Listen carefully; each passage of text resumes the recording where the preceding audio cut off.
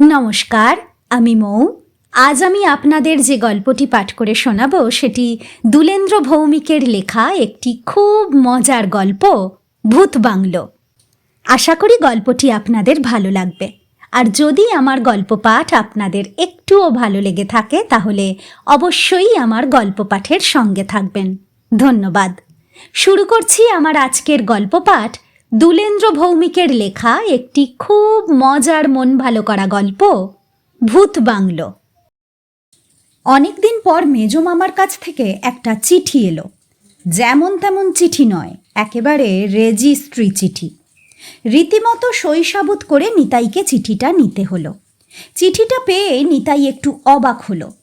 মেজো মামার চিঠি পাওয়া তো লটারি পাওয়ার মতো ব্যাপার নয় যে অবাক হতে হবে। আসলে বছরে দুবার মেজো মামা চিঠি দেন এবং নিতাই তখন মেজো মামার চিঠির উত্তর দেয়। সেই দুটো দিন হলো পয়লা বৈশাখ এবং বিজয়া দশমী। চিঠিটা আসে নিতাইয়ের মার নামে, কিন্তু মার জবানিতে চিঠিটার উত্তর দেয় নিতাই। এবার চিঠিটা এলো পৌষের গোড়ায় এবং নিতাইয়ের নামে। এমন অসময়ে মেজো মামার চিঠি কখনো আসেনি। অবাক হওয়ার ব্যাপারটা হলো এইখানে। মেজো মামার চিঠিটা খুলে পড়ার পর প্রথমে নিতাই রোমাঞ্চিত হলো, পরে নিজেই নিজের ভিতরে অন্য এক ধরনের উত্তেজনা বোধ করতে লাগলো। মেজো মামা লিখেছেন, স্নেহের নিতাই, আশা করি তোমরা সকলে কুশলেই আছো। দিদির শরীর কেমন তাহা জানিতে ইচ্ছা হয়। নিজে যাইতে পারি না বলিয়া নিজেকেই অপরাধী মনে হয়। সবই কপালের লিখন। যাই হোক, এতক্ষণে তোমাকে যে কারণে এই জরুরি পত্রটি প্রেরণ করিলাম তাহা মন দিয়া পড়িয়া দু একদিনের মধ্যেই কর্তব্য স্থির করো। সেই কিশোরকাল হইতে তোমার ভূত দেখিবার প্রচণ্ড শখ। তোমার স্বর্গত পিতৃদেব আমার জামাইবাবুও জীবিতকালে ভূত দর্শনে অভিলাষী ছিলেন। বহুবার ভূত দেখিবার জন্য বায়না করিয়াছিলেন, কিন্তু তাহাকে দেখাইতে পারি নাই বলিয়া সেই দুঃখ অদ্যাবধি আমাকে পীড়িত করে। এতক্ষণে একটি সুযোগ আসিয়াছে। যদি তোমার মধ্যে ভূত দেখিবার বাসনা এখনো জাগ্রত থাকে তবে পত্রপাঠ আমার বাড়িতে চলিয়া আসিও। যদি বাসনা পূর্বাপেক্ষা স্তিমিত হইয়া থাকে তাহা হইলে সেই বাসনাকে জাগ্রত করো। পিতার অপূর্ণ সাধ পুত্রের মধ্য দিয়াই পূর্ণ হয়। ইহাই পিতৃভক্তির নিদর্শন। তুমি ভূত দর্শন করিলে তোমার পিতা অর্থাৎ আমার জামাইবাবুর আত্মা তৃপ্তি লাভ করিবে। অতএব আমার একান্ত ইচ্ছা, মনে কোনরূপ দ্বিধা না রাখিয়া অতি সত্বর চলিয়া আসিও। আমি তোমার ভূত দর্শনের সমুদয় বন্দোবস্ত করিয়া রাখিব। ইতি তোমার মেজো মামা। মেজো মামার কাছ থেকে এমন চিঠি পাওয়ার পর চুপ করে বাড়িতে বসে থাকার কোনো মানেই হয় না। বড় মামা নাকি অনেক রকম ভূতের সঙ্গে ওঠা বসা করেছেন। তার বসবার ঘরটা ছিল উঠোনের এক ধারে। মস্ত বড় উঠোনটা পেরিয়ে তবে শোয়ার ঘরে বা মূল বাড়িতে আসতে হয়। তখনও মামার বাড়ির সামনের রাস্তা পাকা হয়নি।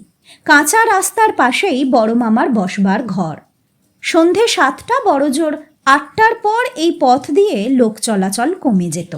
গ্রামের দিকে কেউ তো বেশি রাত পর্যন্ত বাড়ির বাইরে থাকে না। সেই সব সময় নাকি ভূতেরা আসতো বড় মামার সঙ্গে দাবা খেলতে।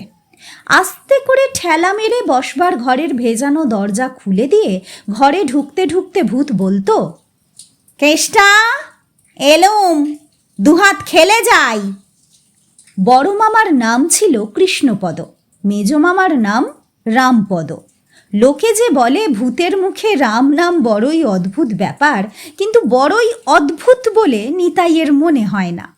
মামার বাড়িতে ভূতেরা এসে মেজো মামাকেও নাকি অনেকবার রাম রাম বলে ডেকেছে। 2-3বার দাবাও খেলে গিয়েছে। কোনো অঘটন তো ঘটেনি। যদিও এত সব বৃত্তান্ত নিতাই নিজে কখনো দেখেনি, শুনেছে। কিছু শুনেছে মেজো মামার মুখে, কিছু শুনেছে মার কাছ থেকে। মার কাছ থেকে নিতাই এও শুনেছে যে তার মার বিয়েতে বড় মামার বিশিষ্ট কয়েকজন ভূত বন্ধুও নিমন্ত্রিত ছিলেন। তারা নিমন্ত্রণ রক্ষা করতে একটু অধিক রাত্রে এসেছিলেন। চিঠিটা পকেটে নিয়ে নিতাই মার কাছে এলো।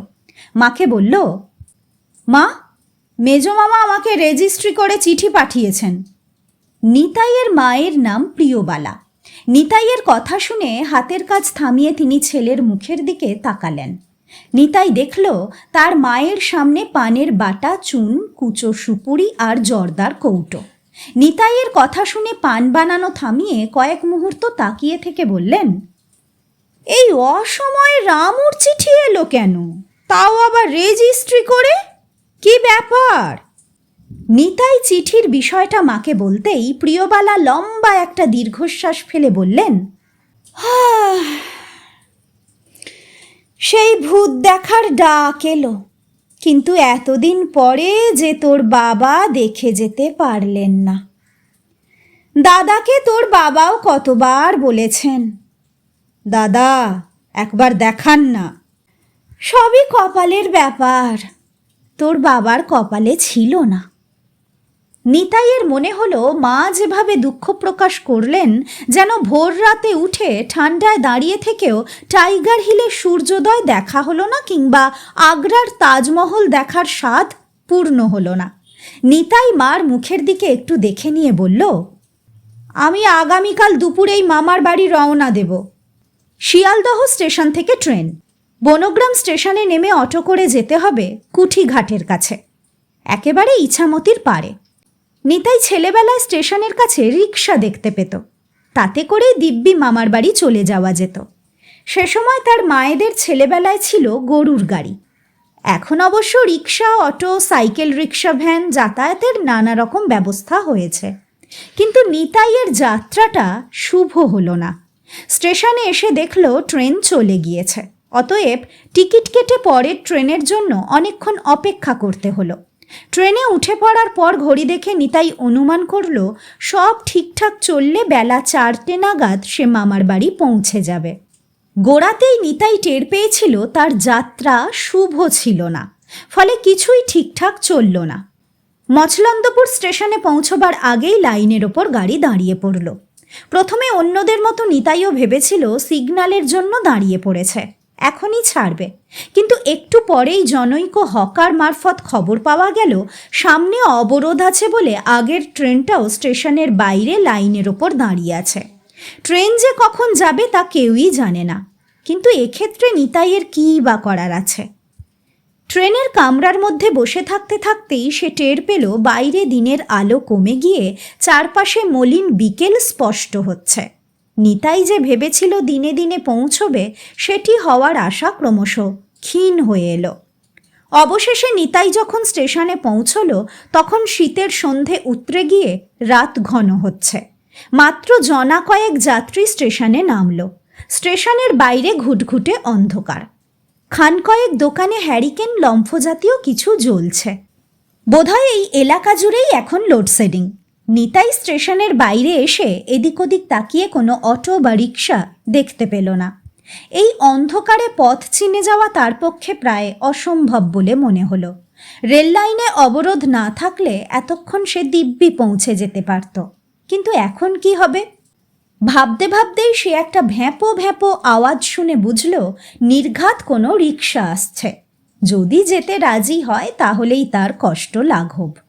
অন্ধকারের মধ্যে যেটি তার সামনে এসে দাঁড়ালো সেটি রিক্সা নয়, রিক্সা ভ্যান। ভ্যানটা এসে তার সামনে দাঁড়াতেই নিতাই বলল, যাবেন? ভ্যান চালক জিজ্ঞেস করল, কোথায়? নিতাই বলল, কুঠিঘাট। নিতাই শুনেছে এই রকম রিক্সা ভ্যানে করে এই অঞ্চলে শুধু মালপত্র নয়, মানুষজনও যাতায়াত করে। নিতাই অন্ধকারে ভ্যান চালকের মুখটা দেখতে পাচ্ছিল না। চালকের মাথায় একটা লাল রঙের টুপি, সম্ভবত উলের। ভ্যান চালক বলল, পিছনে উঠে পড়ুন। নিতাই জানতে চাইল, কত লাগবে? চালক বলল, এখন এই রাতের বেলায় তো কোনো প্যাসেঞ্জার পাবো না, কুঠিঘাট খুব কাছের পথ নয়, পৌঁছবার পর যা বিবেচনা করবেন তাই দেবেন। নিতাই যেন বর্তে গেল। চালকের সামনে থেকে পিছনের দিকে এসে দেখল ভ্যানের ওপর একটা বস্তা আড়াআড়িভাবে শোয়ানো, বোধহয় কোনো আনাজের বস্তা। নিতাই ভ্যানের ওপর বসে নিজের ব্যাগটা ওই বস্তাটার পিছনে রেখে বলল, চলুন। ভ্যান চলতে লাগলো। স্টেশনের বাইরের দোকানগুলোতে টিমটিমে আলো জ্বলছিল, কিন্তু স্টেশন চত্বর পেরিয়ে আসতেই সেটুকু আলো হারিয়ে গেল। নিতাইয়ের মনে হলো একটা অন্ধকার সুড়ঙ্গের ভিতর দিয়ে তাকে নিয়ে ভ্যানটা এগিয়ে যাচ্ছে। সামনে পিছনে ডাইনে বাঁয়ে শুধু অন্ধকার। রাস্তার দুপাশে বড় বড় গাছের পাতাগুলো রাস্তার মাথার ওপরে এমনভাবে ছেয়ে আছে যে ওপরের আকাশটাকেও দেখা যাচ্ছে না। ভ্যান চালক ভ্যান চালাতে চালাতেই বলল, এদিকের রাস্তা ভালো না, ভ্যান গাড়ি শুধু লাফাবে, আপনি ওই বস্তাটা ধরে বসুন। নিতাই একটু পিছনে সরে এসে বস্তাটার ওপর কনুইয়ের ভার দিয়ে বসতে যাওয়ার আগে জিজ্ঞেস করল, কি আছে বস্তার মধ্যে? কেমন একটা গন্ধ বেরোচ্ছে। ভ্যান চালক বিরক্ত গলায় বলল, তা তো বেরোবেই, সকালের মরা এখন নিয়ে যাচ্ছি থানায়, ডেড বডি তো পচতে শুরু করেছে, পুলিশের হুকুমে থানায় নিয়ে যাচ্ছি, তারপর সেখান থেকে যদি মর্গে নিয়ে যেতে বলে তাই নিয়ে যাব। নিতাই সোজা হয়ে বসল। সে টের পেল পৌষের শীতেও তার শরীর ঘামছে। সে কঠিন গলায় বলল, ভ্যান থামান, আমি নেমে যাব। ভ্যানটা থামাতেই নিতাই তার ব্যাগটা নিয়ে লাফ দিয়ে নামতে যাওয়ার আগে ওই বস্তার ভিতর থেকে ভারী অদ্ভুত গলায় কে যেন বলল, নেমে গেলে আর গাড়ি পাবি না, কত অসৎ লোকের সঙ্গে ওঠা বসা করছিস, আর আমার মতো নিরীহ একটা ডেড বডির সঙ্গে কিছুটা পথ যেতে তোর এত আপত্তি? নিতাই মুহূর্ত মাত্র দেরি না করে লাফ দিয়ে নিচে নেমে পড়ল। আর তখনই চালক খপ করে তার হাতটা ধরে বলল, যতটুকু এসেছেন তার ভাড়াটা অন্তত দিন। নিতাই পকেটে হাত ঢোকাতে ঢোকাতে বলল, কত? চালক বলল, 5 টাকা দিন। নিতাই 5 টাকার একটা কয়েন বের করে লোকটার হাতে দিয়ে বলল, আপনার আগে বলা উচিত ছিল। চালক কোনো কথা না বলে ভ্যান চালিয়ে মুহূর্তের মধ্যেই অন্ধকারে মিলিয়ে গেল। অন্ধকার রাস্তায় একা দাঁড়িয়ে তার মনে হলো ভ্যান থেকে নেমে সে কি ভুল করল? সে যদি বস্তার মধ্যে কি আছে সেটা না জানতো তাহলে কোনো ব্যাপারই ছিল না। জানবার পর বস্তাবন্দি একটা মৃতদেহের সঙ্গে কি করে এতটা পথ যাওয়া যায়? মৃতদেহটা বন্ধ বস্তার ভিতর থেকে তাকে যতই অভয় দিক, তার কি কোনো মূল্য আছে? নিজের বাবা মরে গেলে তাকে যখন চিতায় শোয়ানো হয় তখন যদি বাবা চিতার ওপর উঠে বসে নিজের ছেলের নাম ধরে ডাকেন, তাহলে কি কোনো পিতৃভক্ত ছেলে সেই ডাকে সাড়া দেবে? সে তো ঊর্ধ্বশ্বাসে দৌড় লাগাবে। নিতাই রাস্তার একপাশে দাঁড়িয়ে এইসব ভাবছিল আর এদিক ওদিক তাকিয়ে কোনো গাড়ি আসছে কিনা দেখছিল। রাস্তা দিয়ে হুটহাট করে এক একটা গাড়ি চলে যাচ্ছিল, হাত দেখালেও থামছে না। যতদূর চোখ যায় ততদূর পর্যন্ত শুধুই অন্ধকার। কোনো দোকান অথবা লোকজনের বাড়ি আছে কিনা বোঝা গেল না। ঠিক এই রকম সময় তার পিছন দিক থেকে রিং রিং শব্দে বেল বাজাতে বাজাতে কিছু একটা আসছিল। নিতাইয়ের মনে হলো রাস্তার দুধারে তো ঘন মাঠ, ধান কাটার পর সেই শূন্য মাঠে তো কোনো রাস্তা নেই, নাকি মাঠের মধ্যে দিয়ে ইদানিং রাস্তা হয়েছে? নিতাই পেছন ফিরে অন্ধকারে স্পষ্ট করে কিছুই দেখতে পেল না, তবে মনে হলো কিছু একটা আসছে। হ্যাঁ, একটু পরেই একটা রিকশা এসে তার সামনে দাঁড়ালো। নিতাই যেন হাতে চাঁদ পেল। সে বলল, ভাড়া যাবেন? রিকশা চালক বলল, বসো। নিতাই রিকশায় উঠে বসতে বসতে বলল, আমি যাব। কিন্তু নিতাই কথা শেষ করার আগেই রিকশা চালক বলল, জানি তুমি কুঠিঘাটে তোমার মামা রামপদ ঘোষালের বাড়ি যাবে, আমি তো তোমাকে নিতেই এলাম। আজ এখানে একদিনের জন্য বাস, অটো, রিকশা সব ধর্মঘট। ভাগ্নে আসবে কেমন করে এই ভেবেই তোমার মেজো মামা উতলা, তাই তো আমার আশা। নিতাই বুঝল তার মেজো মামাই নির্ঘাত এই রিকশাওয়ালাকে পাঠিয়েছেন, কিন্তু লোকটা এই ঘুটঘুটে অন্ধকারে ঠিক তার কাছেই এসে দাঁড়িয়েছে। কেমন করে তাকে চিনল? নিতাই মনে মনে ভাবল, আগে মামার বাড়ি যাই, তারপর সব জানা যাবে। এখন রাত হয়তো বেশি নয়, তবু তার চলার পথে যেন মধ্যরাতের নির্জনতা। খানিক পর একটা বাড়ির সামনে এসে রিকশাটা থামল। রিকশা থেকে নামার আগেই নিতাই মামার বাড়ির দিকে তাকালো। বাড়িটা অন্ধকারে ডুবে আছে। নিতাই ভাবল, এখানেও লোডশেডিং? মামার বাড়ির কোনো ঘরেই কি কোনো আলো জ্বলছে না? জানলা বা দরজার ফাঁক দিয়ে একটু আলোও তো বাইরে আসতে পারে, কিন্তু এ কি অবস্থা? নিতাই অন্ধকারেই রিকশাওয়ালার দিকে তাকালো। অন্ধকারে লোকটাকে ভালো করে দেখা যাচ্ছে না। নিতাই বলল, বাড়িতে কেউ নেই নাকি? রিকশাওয়ালা কোনো কথা না বলে জোরে জোরে রিকশার বেল বাজালো। এবার দরজা খোলার আওয়াজ শোনা গেল। একটু পরেই একটা টর্চের আলো এসে পড়ল মামা বাড়ির মস্ত উঠোনে। রিকশাওয়ালা এবার বলে উঠল, ওই যে তেনারা বেরোচ্ছেন, এবার আমায় ছাড়ো। নিতাই রিকশা থেকে নেমে ভাড়া দিতে গিয়ে জিজ্ঞেস করল, কত দেব?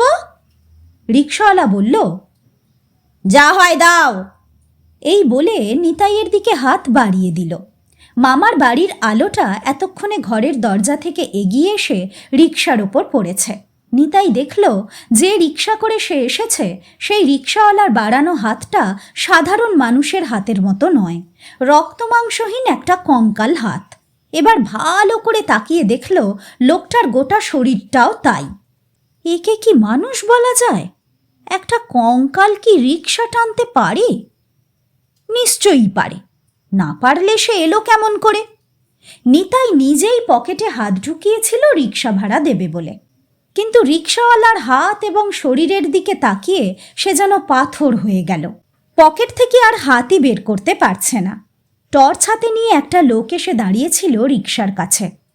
সেই লোকটাকে দেখে নিতাই খানিকটা ভরসা পেয়ে পকেট থেকে হাত বের করল। হাতে 20 টাকার নোট। এই রিকশাওয়ালা মানুষ নিশ্চয়ই নয়, তবে কি ভূত? ভূতেদের সঙ্গে নিতাই কখনো লেনদেন করেনি, কিছু কেনাকাটার সুযোগও পায়নি। অতএব সে জানে না ভূতেরা প্রাপ্য টাকা নিয়ে ব্যালেন্স ফেরত দেয় কিনা। নিতাই 20 টাকার নোটটা ওই কঙ্কাল হাতে দেওয়ার পর ওই ভূত অথবা কঙ্কালসার আজব মানুষটা বলল, ঠিক আছে। যেভাবে কপ্পুর উবে যায়, ওই রিকশাওয়ালাও ঠিক সেইভাবে উবে গেল। এবার নিতাই টর্চ হাতে লোকটার দিকে সন্দেহজনক দৃষ্টিতে দেখতে দেখতে ভাবল, এ মানুষ তো নাকি? নিতাই লোকটার দিকে তাকিয়ে বলল, আমি কলকাতা থেকে আসছি, আমার নাম নিতাই চক্রবর্তী, আমার মেজো মামা। টর্চ হাতে লোকটা বলল, আসুন, তিনি তো আপনার জন্যই অপেক্ষা করছেন আর চিন্তা করছেন। আমি তো মেজবাবুকে বললাম, ভয় নেই, ছোটবাবু নিজে যাবেন ভাগ্নেকে আনতে।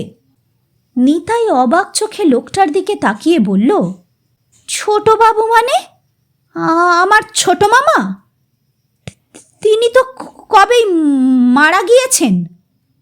লোকটা এবার নিতাইকে নিয়ে বাড়ির দিকে যেতে যেতে বলল, হাজার হোক ঘোষাল বাড়ির ছোট ছেলে, অপঘাতে মৃত্যু হয়েছে বলে তো ভূত হয়ে গিয়ে বনে বাদারে ঘুরতে পারে না।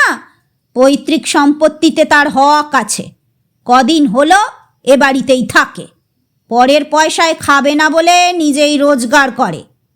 দিনে অসুবিধে, তাই রাতে রিক্সা চালায়। সরকারের বেজায় দয়া, তাই প্রায় রাতেই লোডশেডিং হয়। তখন ছোটবাবুর ভালোই রোজগার হয়।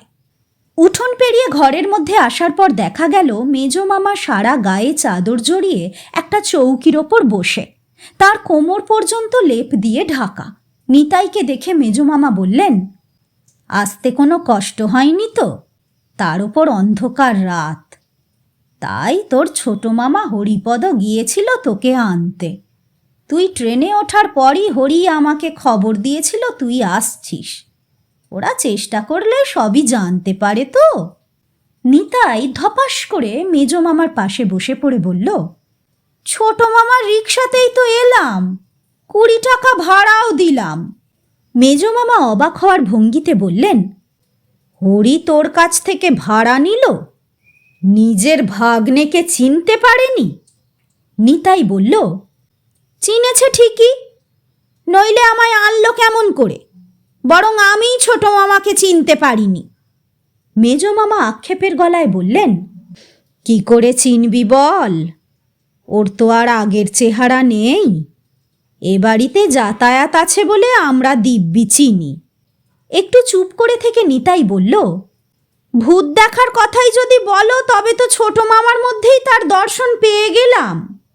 মেজ মামা বললেন, তা অবশ্য ঠিক, তবে হরি হচ্ছে আমাদের ভাই, নিজের আত্মীয় জ্ঞাতি কুটুম, এদের ঠিক জেনুইন ভূত হিসেবে মেনে নেওয়া যায় না। এই হরি সেই অপঘাতে মরল, যদি আরও কয়েক বছর আগে মারা যেত তাহলে জামাইবাবুর ভূত দেখার বাসনা কিছুটা হলেও পূর্ণ হতো। নিতাই বলল, কিছুটা কেন? মেজ মামা একটু হাসলেন, বেশ বিষণ্ণ হাসি। তিনি বললেন, মানুষের মধ্যেও যেমন সবাই পূর্ণ মানুষ নয়, ভূতেদের মধ্যেও তেমনই সবাই পূর্ণ ভূত নয়। হরি এখনো পৈতৃক ভিটের মায়া ছাড়তে পারল না। মানুষের সঙ্গেই ওর মেলামেশা বেশি, ভূতেদের সঙ্গে ওর তেমন মাখামাখি নেই। ভূতেদের কোনো অনুষ্ঠানে, সমাবেশে বা জলসায় হরি বিশেষ যায়টায় না। ফলে ভূত হলেও ভূত সমাজ ওকে এখনো পূর্ণ ভূতের মর্যাদা দেয়নি। তোকে দেখাবো অন্যরকম ভূত, যারা ভূত সমাজে কুলীন এবং নেতা গোছের। রাত্রে খাওয়া দাওয়ার পাট চুকে যাওয়ার পর নিতাই জানতে চাইল, সেই কুলীন আর নেতা গোছের ভূতেরা কোথায় থাকে? মেজ মামা বললেন, আর থাকা থাকি, ওই নিয়েই তো বেজায় সমস্যা। নিতাই বিষম খাওয়ার ভঙ্গি করে বলল, সমস্যা? ভূতেদেরও সমস্যা হয়? মেজ মামা বললেন, হয় না আবার, খুব হয়। নগরায়নের ধাক্কায় দেদার ভূত এখন উদ্বাস্তু, তাদের পুনর্বাসনের কোনো ব্যবস্থাই নেই। তার ফলে যে সর্বনাশটি হচ্ছে সেটি বড় মারাত্মক। নিতাই চমকে উঠে মামার দিকে তাকালো, প্রশ্ন করল, মারাত্মক কেন? মেজ মামা লেপের নিচে পা ঢোকাতে ঢোকাতে বললেন, ভূতগুলো আস্তে আস্তে মানুষের সঙ্গে সমাজে মিশে যাচ্ছে, এমনভাবে মিশে গিয়ে ঘোরাঘুরি করছে যে ভূত আর মানুষকে আলাদা করে আর চেনা যাচ্ছে না। তার ফলে প্রায়ই নানা রকম ভুতুড়ে কাণ্ড ঘটছে। সেই সব কাণ্ডের মোকাবিলা করতে পুলিশ পড়ছে মহাবিপদে। প্রশাসনেরও কিছু করার নেই। ভূত ধরার বা উৎখাত করার কোনো পরিকাঠামো প্রশাসনের নেই। নিতাই মেজ মামার মুখের দিকে তাকিয়ে বলল, তাহলে আমার কি পূর্ণ ভূত দেখা হবে না? মেজ মামা বললেন, পূর্ণ ভূত মানে কমপ্লিট ভূত। তোকে সেই ভূত দেখাবো বলেই তো জরুরি চিঠি দিয়ে ডেকে পাঠালাম। এখান থেকে একটু দূরে সাহেবকুঠি বলে বড় একটা বাড়ি আছে, অব্যবহারে প্রায় পোড়ো বাড়ি। সেই সাহেবকুঠি কয়েকদিনের মধ্যেই ভাঙা হবে। ওখানে নাকি কিসের ফ্যাক্টরি হবে। এবার ভেবে দেখ, সাহেবকুঠির অত ভূত যাবে কোথায়? সেই কারণেই ভূতেরা বেজায় চিন্তিত। আগামীকাল ওদের প্রতিবাদ সভা, আমি তোকে ওই সভায় নিয়ে যাব। ওই সভায় একসঙ্গে অনেক কমপ্লিট ভূত দেখবি। অত কমপ্লিট মানুষও বোধহয় তুই দেখিসনি। মেজ মামিমা তাকে নিয়ে এসে বললেন, নিতাই, এই খাটে তুমি শোবে, মশারি টাঙিয়ে দিয়েছি। নিতাই মশারির মধ্যে ঢুকে পড়ার পর দেখল তার খাটের ওপাশে আর একটা চৌকি, তাতে চমৎকার করে বিছানা পাতা, কিন্তু কোনো মশারি টাঙানো নেই। নিতাই মেজ মামিকে জিজ্ঞেস করল, ওই বিছানায় কে শোবে? ওখানে তো মশারি টাঙানো নেই। পান চিবোতে চিবোতে খুব স্বাভাবিক ভঙ্গিতে মেজ মামি বললেন, ওটা ঠাকুরপোর জন্য, ওর খাবার ঢাকা দেওয়া আছে, ওর জন্য চিন্তা নেই। বসে খেয়ে দে শুয়ে পড়বে। ঠাকুরপোর মশারি লাগে না। শরীর বলতে তো শুধু হাড়, ওই হাড়ে মশার হুল ফোটে না। নিতাই দেখল মেজ মামি চলে যাচ্ছেন। সে একটা ঢোক গিলে কাতর চোখে ওই শূন্য বিছানাটার দিকে তাকিয়ে রইল। এমন একটা খবর জানার পর কেউই নিশ্চিন্তে ঘুমোতে পারে না। নিতাইও পারল না। মেজমামা তার ভাইকে যতই ইনকমপ্লিট ভূত বলুন না কেন, তিনি যে আদ্যন্ত ভূত তাতে কোনো সন্দেহ নেই। ঘুমের ভান করে লেপের তলায় শুয়ে নিতাই কিন্তু ঘেমে যাচ্ছিল। হঠাৎ তার মনে হলো ঘরের মধ্যে একটা উষ্ণ ভাব। তবে কি ছোট মামা এলেন?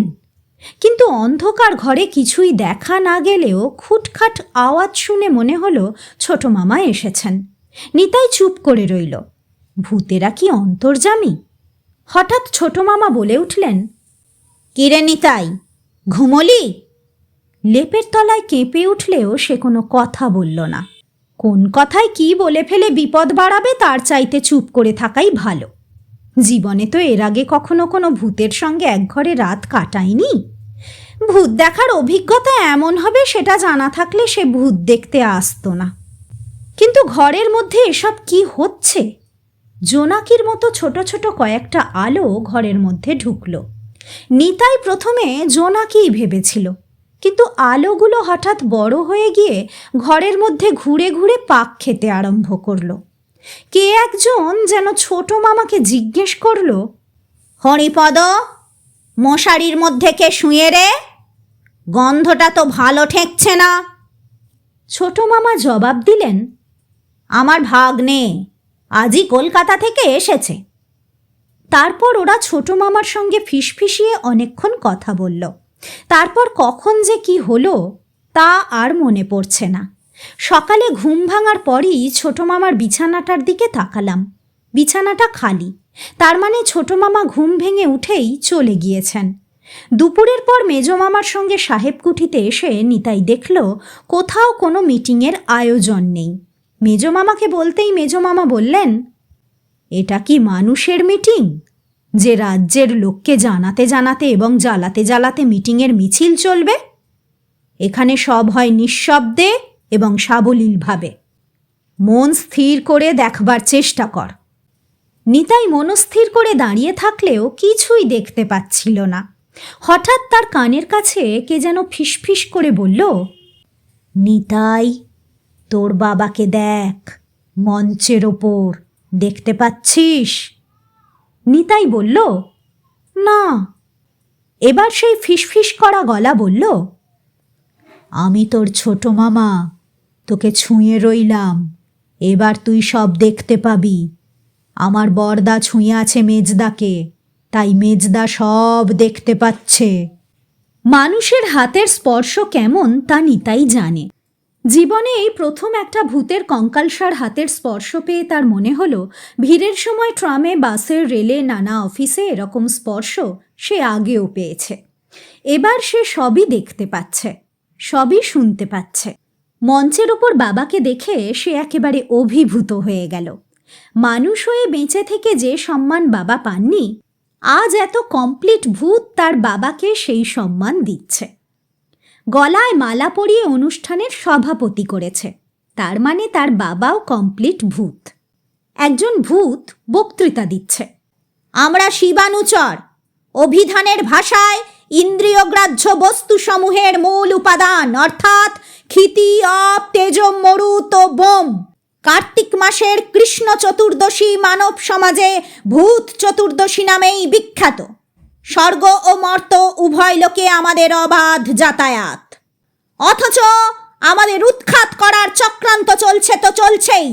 এই সমাজে ভুতুড়ে ভোটার আছে, ভুতুড়ে অফিস কর্মী আছে, ভুতুড়ে রেশন কার্ড আছে, ভুতুড়ে মেডিকেল বিল, টেলিফোন বিল, ক্রেডিট কার্ডের বিল সবই আছে, অথচ ভূতেদের কোনো স্থায়ী নিবাসী নেই। তাই আমাদের দাবি, নিউ টাউনে একটি ভূত বাংলো চাই। আমরা অকৃতজ্ঞ নই, প্রশাসনের সব কাজে আমরা সহযোগিতা করব। নিতাই দেখল হল ঘর ভর্তি ভূত। সবাই হাততালি দিল, কিন্তু হাততালির শব্দটা মানুষের হাততালির মতো শোনালো না। কেমন যেন খটাখট খটাখট আওয়াজ। এত ভূত একসঙ্গে দেখতে পাওয়া খুবই ভাগ্যের ব্যাপার। ছোট মামা বললেন, এত ভূত দেখে অবাক হচ্ছিস তো? গোটা ভারতের কথা বাদ দে, শুধু পশ্চিমবঙ্গেই কমপ্লিট ভূতের সংখ্যা 2 কোটি। মনে রাখিস, মানুষ মরে কিন্তু ভূত মরে না, কেবলই বাড়ে। তাই আগামী দিনে সারা পৃথিবীতে ভূতের সংখ্যাই বেশি হবে, মানুষের তুলনায় অনেক বেশি। এই সময় নিতাইকে দেখতে পেয়ে নিতাইয়ের বাবা মঞ্চ থেকে নেমে এসে বললেন, বাবা নিতু, কেমন আছিস? অফিসে যে উপরি ইনকাম ছিল সেটা এখনো চালিয়ে যাচ্ছিস? আজও অবধি কমপ্লিট মানুষ হলি না। মাকে যে দুবেলা খেতে দিচ্ছিস তা তো ঢের। যতদিন মানুষ ছিলুম ততদিন ভাবতুম মানুষই সর্বোত্তম প্রাণী, কিন্তু ভূত হয়ে যাওয়ার পর ধারণা বদলালো।